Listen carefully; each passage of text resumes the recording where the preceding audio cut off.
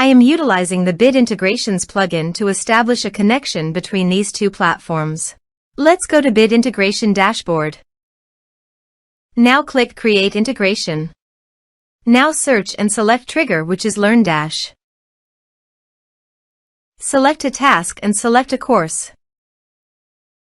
Click Next. Search and select Klaviyo. Give here API key. So click on Please visit here. Click on Create private API key. Give here API key name. Choose full access key. Create. Copy the private key. And paste it here. Authorize it. Authorization is successfully done.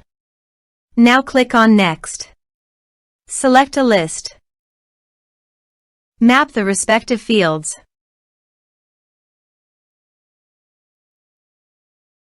Here are advanced features in conditional logic. If you want, you can use it for your own requirement. Click on Next, finish and save it. Now go to your course page and click Login to enroll.